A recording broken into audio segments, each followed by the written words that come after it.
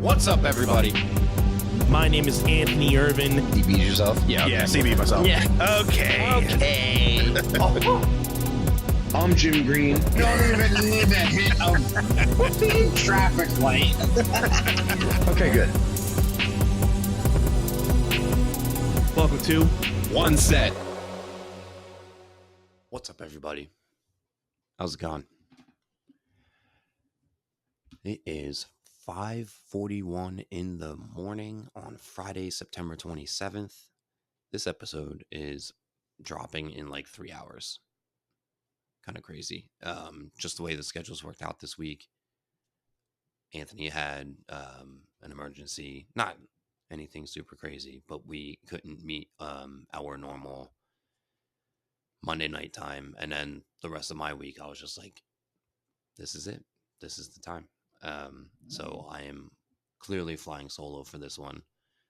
And I got to tell you, I am 2 weeks in to this lifestyle change. Don't call it a diet. It's just so weird because I am used to being up really late, sometimes till between 2 and 4 in the morning. And then my day doesn't usually start until 9 or 10 in the morning. Pardon me, I do think I am coming down with something congestion-wise. So if I sound nasally, I do apologize. I did not ask for this. I've got my morning tea. What is this?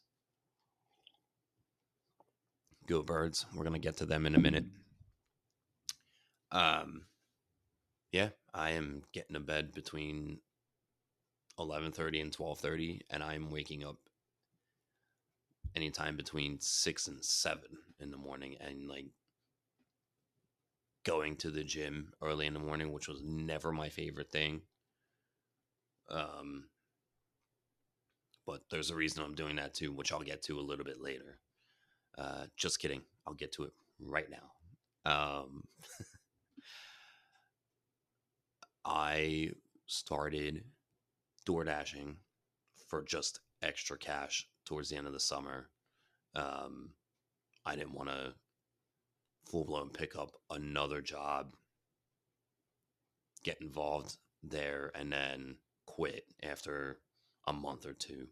I just needed something temporary to keep me moving while my teaching schedule was lighter. I did have money saved going into the summer, and we can talk about how expensive everything is now. But, you know, to be fair, I was wanting to do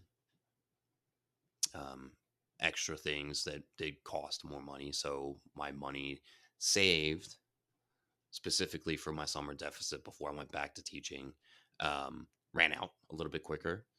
So I picked up the DoorDash thing just on the side. So I am still doing that now until probably for another couple weeks or so. And then, I mean, when I say I am doing the Dash thing on the side, I am going 4 days a week. So either Monday or Tuesday,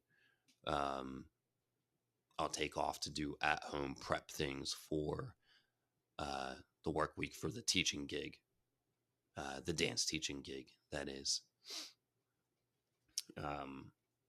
Yeah, so I am in my second week now with my normal teaching schedule, and I gotta tell you, I think it's going to be a pretty cool year. I am teaching Tuesday nights through Friday nights, which last year I was Monday through Thursday night, so I had Friday nights off. I had off teaching Monday nights for a couple years, and I absolutely loved it. So I am back to teaching Fridays this year, not specifically by choice. It's just kind of how it worked out with one of my studios. Well, actually, yeah, my one Monday studio they were consolidating because they had two separate spaces, two buildings to operate out of, and they were consolidating down to one. And just the way it worked out, she being my boss at that studio had a preset Monday schedule that she couldn't really tamper with. And I said, I'll teach Friday nights if you'll have me.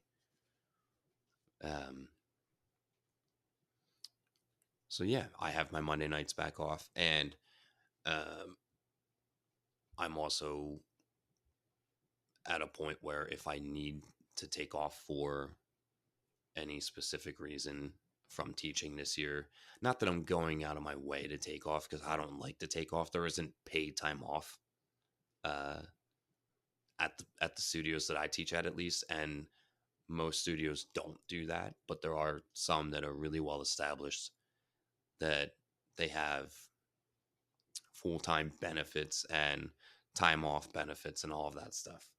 But they are well established, and their financial situation is amongst the top of the dance studio owner business circuit, which I can think of maybe one in the area that I live in that probably offers all of those amenities. And I know the hip hop teachers that teach at that studio, and they're friends of mine, and I work with them. So yeah, any rate, sorry, just getting my brain going. First time recording at this hour ever, because I am usually almost definitely asleep right now. But again, I have been adjusting to this early morning schedule. Get up, get to the gym, get my workout out of the way, and then I will get in the car and go drive for 4 to 6 hours, and then go off to. And when I say drive for 4 to 6 hours, I do mean DoorDash for 4 to 6 hours, and then go teach. Depending on whichever studio that I'm at, I'll wrap up around 2:30, 3 o'clock, and then go teach for 3 to 5 hours. When I say 3 to 5, I mean my Tuesday nights I only teach for 3 hours, but my Wednesday, Thursday, and Friday nights I am teaching 4 to 4.5 hours, give or take. So long days. I look forward to coming home from work Friday nights, not because, oh my God, such a dreadful work week. I am very grateful and blessed that I am able to do what I do for a living, and it doesn't absolutely crush me mentally, emotionally.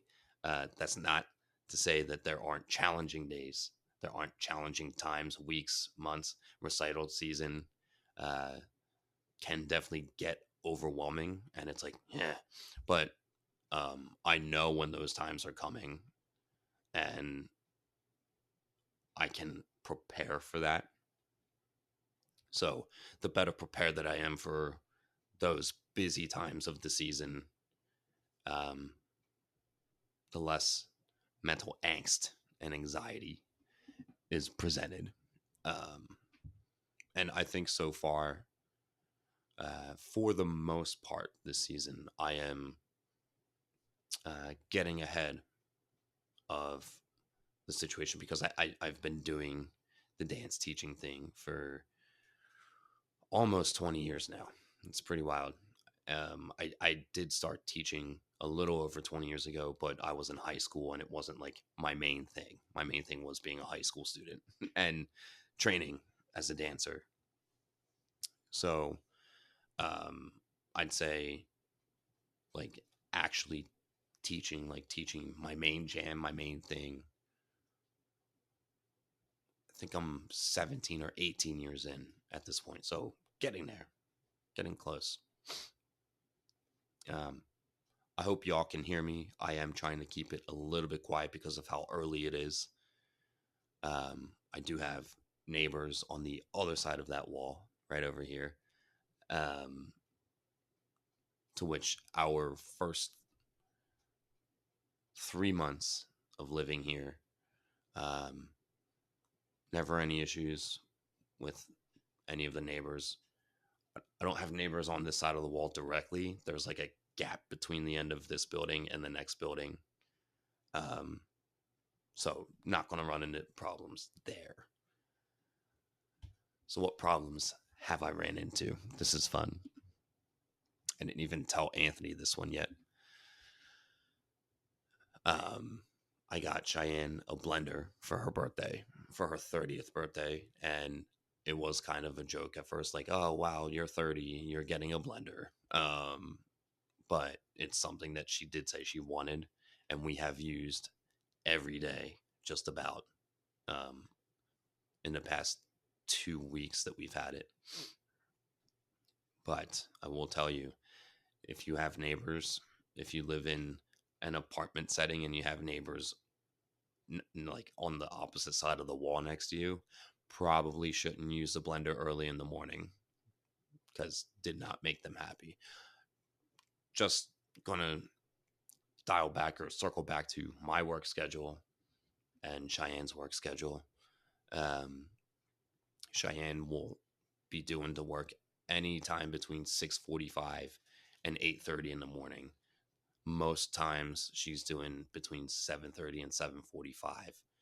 So when we're preparing our daily smoothies, protein, um, if we didn't prep the night before and we learn the hard way, you don't run a blender at 7 in the morning because your neighbor's not going to be happy.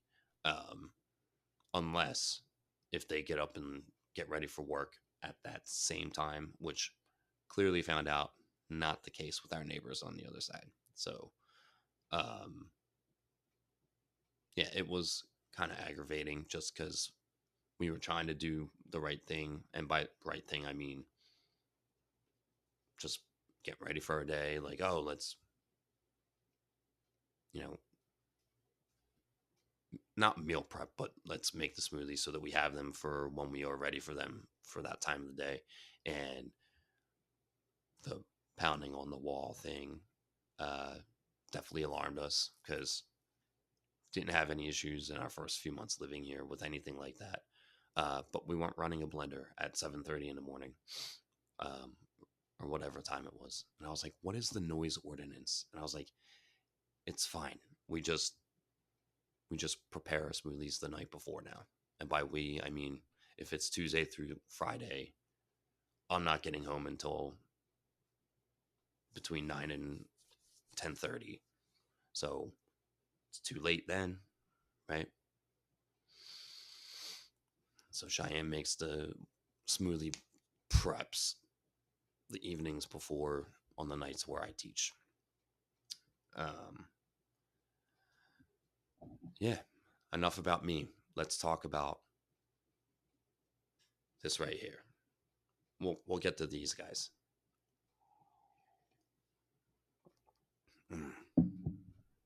Morning tea. Haven't had coffee in a few weeks. Can't have dairy or added sugar with the diet that I'm on. So I don't generally drink my coffee black, like just straight black coffee. Usually add a little cream or a little sugar. But I'm going with the green tea thing for now. Any rate, again, enough about me. The Philadelphia Phillies, everybody, have secured not just their postseason berth. So Red October we knew was a thing. Got my Red October hat right here and my 6 a.m. bed hair going on. Sorry about that. Yeah, I like this hat. I don't love wearing it anytime outside of October. It just doesn't really make too much sense. I'd wear the brim for, but lighting, which I guess I could work on. Philadelphia Phillies are going into the postseason, and on Wednesday, because the Milwaukee Brewers lost, the Phillies clinched our first round bye, which was important to the team.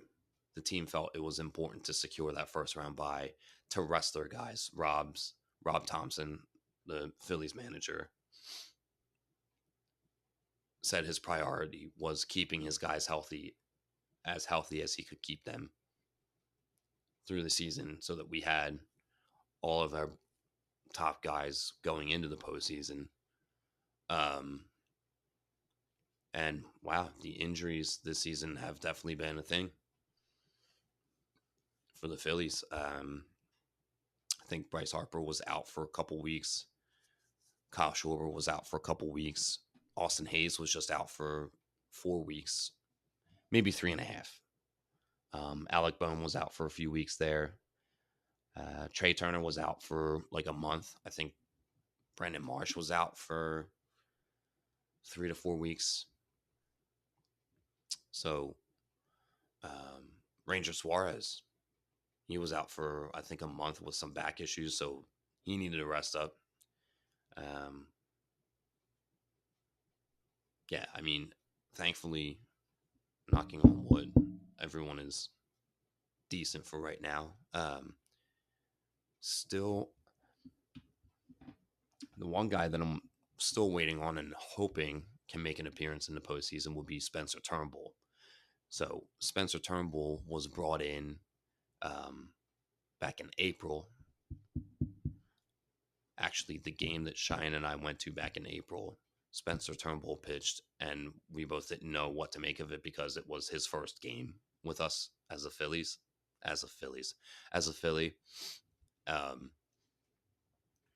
And he was stellar, man. He was so good. I don't have the numbers per se because it was almost 6 months ago at this point, but he's been out on injury for a couple months, and we've just been kind of waiting for an update on that. And his expected timetable for return just keeps pushing back and pushing back and pushing back. And I was just like, dude, this guy might not even pitch for the rest of the season, which stinks. But let's talk about the potential matchups for the Phillies in the postseason as of right now. Okay. Whoops. There is still 3. Now, there's scheduled today and Saturday and Sunday this weekend. It's supposed to wrap up the postseason. The Mets, the New York Mets, and the Atlanta Braves were supposed to play. It was either Tuesday and Wednesday or Wednesday and Thursday this week. There is a hurricane coming up through Florida and coming up the East Coast, Hurricane Helene. So those games got rained out and were delayed until Monday. So the Mets and the Braves, who are both vying for postseason contention right now, the Mets are in the wild card. I think they're in the 5th wild card slot at the moment. Let me just check that here real quick. Yeah, they are sitting at the number 5 seed at the moment, and the Braves are at number 7.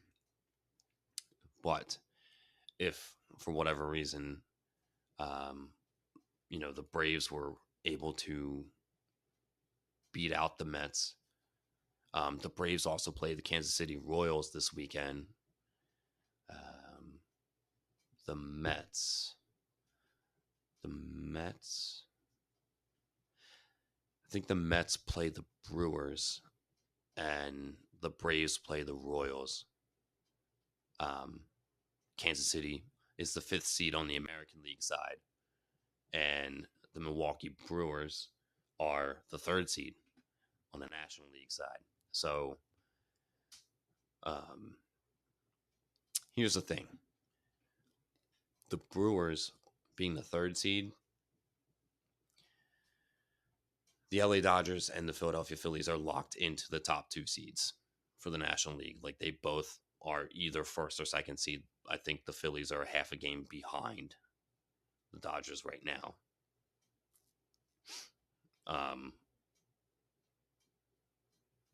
So the Brewers aren't fighting this weekend to try to move up from the 3rd seed to the 2nd seed. It's not going to happen. Right. So for the Brewers, who are scheduled to meet, the Brewers are scheduled to meet the Mets today, tomorrow, and Sunday. The Brewers could very well take it easy.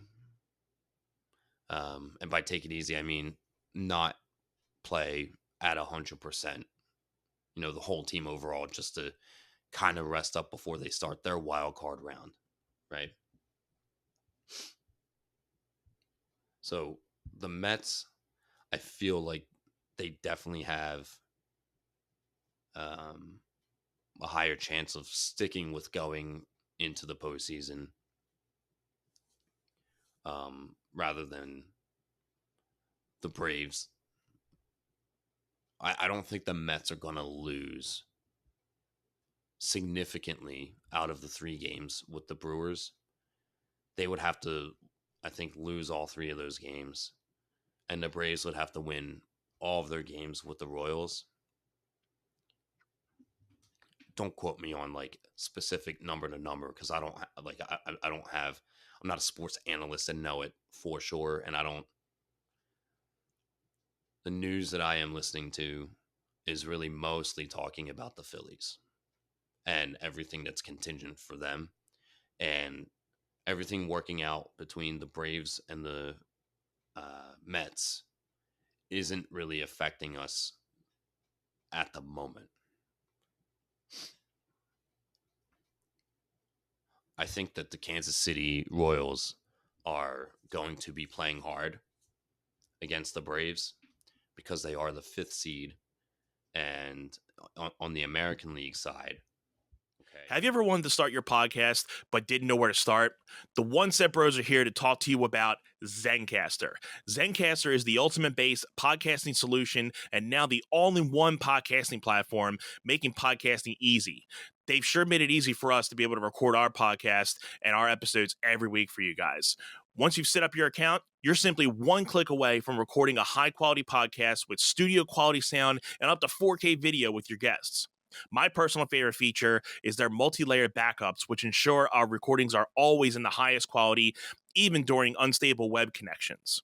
And if you thought you needed multiple tools and services for your podcast, Zencastr's all-in-one podcasting platform allows you to create your podcast all in one place and distribute to Spotify, Apple, and other major destinations. Go to zencastr.com/pricing and use our code OneSetPod, and you'll get 30% off your first month of any Zencastr paid plan. I want you to have the same easy experience as we do with all our podcasting and content needs. It's time to share your story. Kansas City Royals are sitting in 5th in the American League. They are the 5th seed. They're actually tied the Detroit Tigers, which the Tigers just kind of slid in to that 6th seed spot. The the Minnesota Twins were sitting in that 6th spot, kind of like the Braves for a while. They were just kind of like chilling in that 5th and 6th spot, and now the Minnesota Twins are down in the 7th spot. And I think the Twins have to win outright throughout the weekend in order to be able to slide back into postseason contention, because they're not eliminated. They're not eliminated just yet.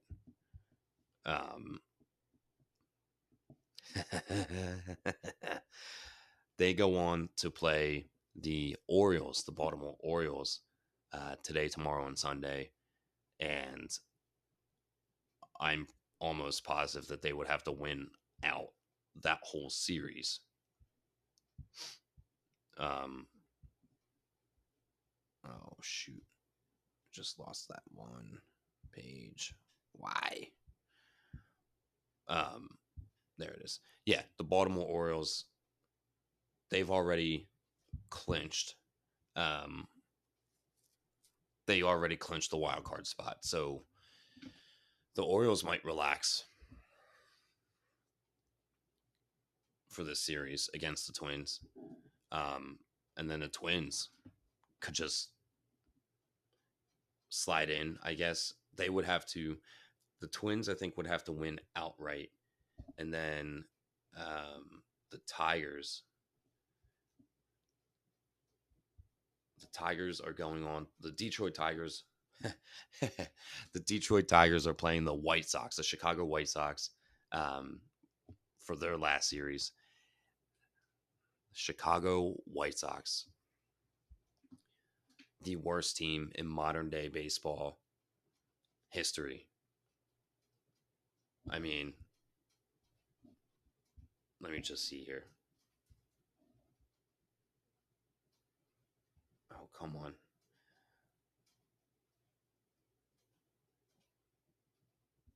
The White Sox avoid loss number 121. The Chicago White Sox have 121 losses for the season. So if you hear me complain about the Phillies not playing well, not playing smart, any derivative of that, okay? I can't imagine being a longtime Chicago White Sox fan, okay? And your team has 39 wins and 120 losses. Okay. Your team has lost 75% of their games this season. That means any given game that you went to this season, you had a 25% chance of winning. And that's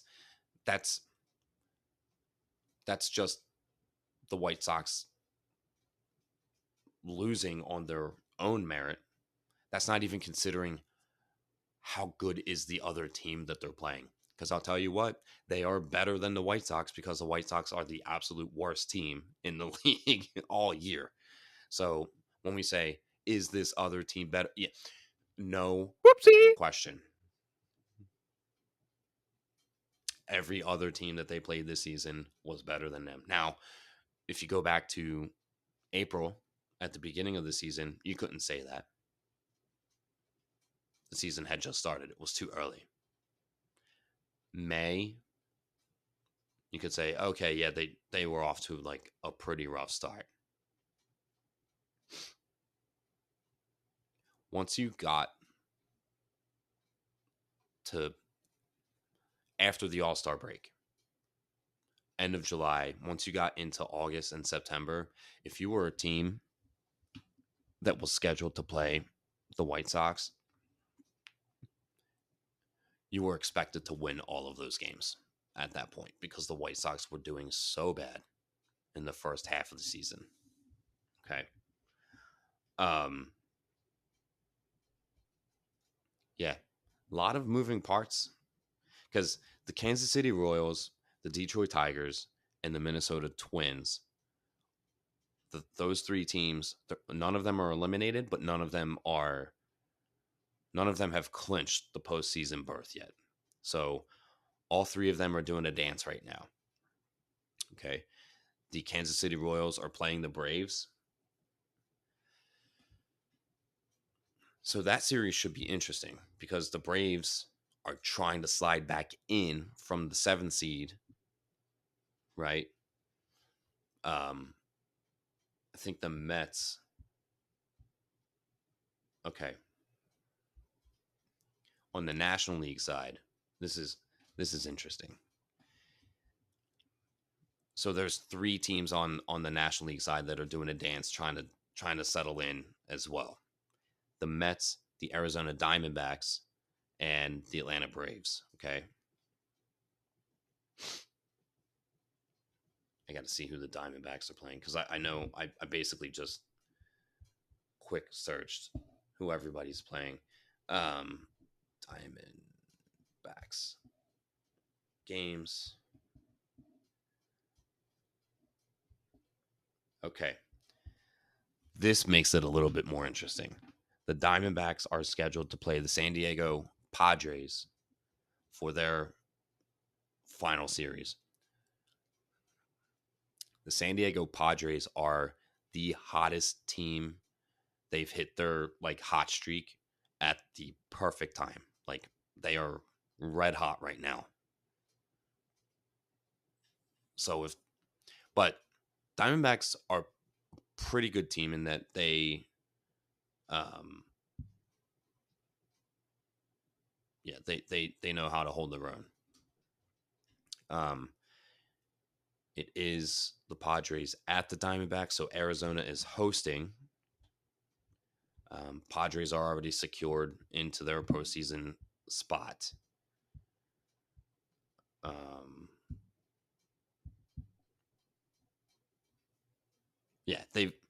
The Padres have secured a wild card spot, so they might chill out,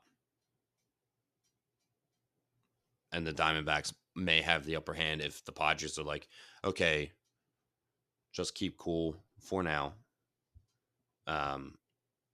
We start playing for the wild card. I think Tuesday, October 1st, is when the wild card rounds begin. And then next Saturday, October 5th, is when the divisional series rounds begin.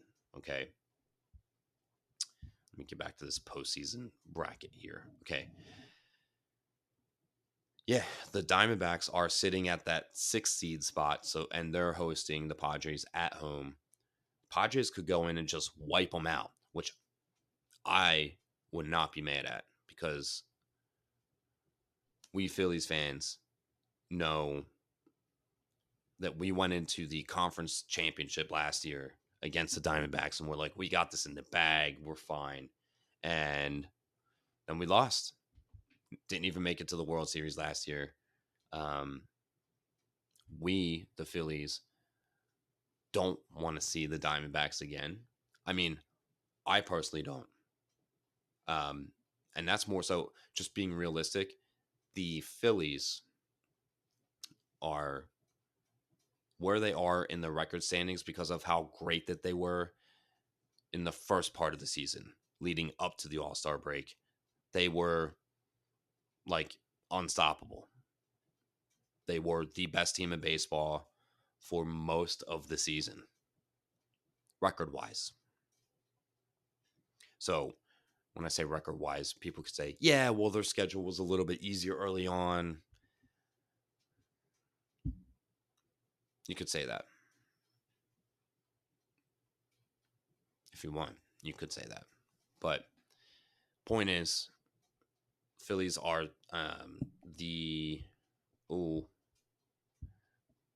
I know. I keep jumping back and forth here just to make sure I have all the numbers correct. Overall, the Dodgers are sitting at the top of the food chain, and the Phillies are 1 game behind. Okay. So why does that matter? We'll talk about this first, and then we'll go into the potential matchups for the postseason. And we'll keep it really, really quick. If the Phillies wind up facing the Dodgers in the conference championship, currently the Dodgers would have the home field advantage. If we went to 7 games, we would play 4 games in LA and 3 games in Philadelphia. Home field advantage matters so much to the Phillies because Citizens Bank Park is the biggest home field advantage park in all of baseball. And it's because we have the best fans in all of the league. We just do. You go to a Phillies game and you feel the atmosphere at Citizens Bank Park, it is unlike any other game in any other ballpark in the country. Now, I can't say that from experience because I've only been to one other baseball park, and that would be the Dodger Stadium. The summer I was doing a 6-week stint out in LA, 12 years ago now. Managed to get to a Phillies game at the Dodger Stadium. That was a one time. I was in another baseball park. But I have happened to watch some baseball games on TV, and we always sit here and watch. I mean, if we're watching the Phillies play at another stadium, the fans, the crowd reaction is just it's not even on the same planet, okay, as the fans that go to the Phillies game.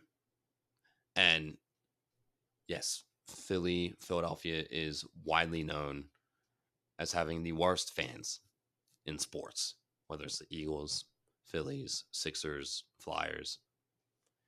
That's the reputation. Now, Eagles games, yeah, super rowdy, super crazy.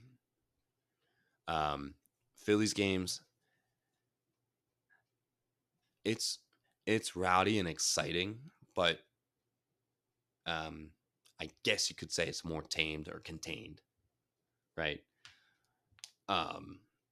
Any rate, if the Phillies and the Dodgers have a tied record by Sunday night, the Phillies hold the tiebreaker over the Dodgers because we won 4 out of 6 games against the Dodgers in the regular season. So if it goes to a tiebreaker, the Phillies will get the home field advantage, which is fantastic. That being said, the Phillies are playing the Washington Nationals for their final series. And just got to say, the Washington Nationals are in the bottom 5 worst teams record-wise. So Phillies might want to get that win. And I say might, and I'll circle back to that in a second too. The Dodgers are playing the Colorado Rockies. Again, bottom 3 teams in all of baseball is the Rockies. The only teams worse than them are the Miami Marlins and Chicago White Sox. Okay. But, and let's get back to this postseason bracket that I've been following. So, as of 1:30 this morning, so 5 hours ago now, on the National League side, Arizona Diamondbacks are scheduled to play the Milwaukee Brewers, with the winner of that series going on to play the Phillies. I will say I would rather see the Brewers, especially Rhys Hoskins being on the Brewers. Our former Phillies, and Cheyenne and I love Rhys Hoskins. More so Cheyenne than myself. The only reason I would like to see the Diamondbacks is so that we could unwrite last season.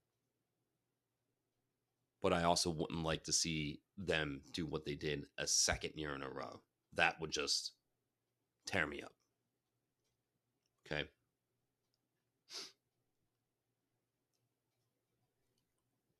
But if the Dodgers manage to lose and the Phillies slide into that first seed, they would currently play the winner of the Mets and Padres series. We didn't do super great against the Mets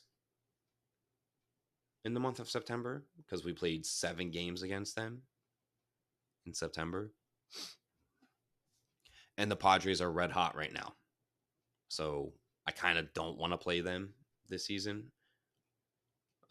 We do normally thrive against them in the postseason, but kind of maybe let the Padres deal with the Mets and then go on to play the Dodgers. And then the Padres and the Dodgers just kind of duke it out with each other. And then we got to get through either the Brewers or the Diamondbacks and then go on to play either the Dodgers or the Padres, I would think. I would imagine the Mets will be out by then. And that's also assuming that the Braves don't slide in at all. Right? I don't know. Should be interesting. The Phillies were red hot in the first half of the season, and then they've had really tough lows where it's like, man, this team is doomed. And then they've had really great triumphs. Like they swept the Dodgers at home. Huge. I mean, huge. That also came right before the All-Star break. We swept the Brewers. That was also before the All-Star break. Yeah, Phillies, wishing them the best headed into the postseason.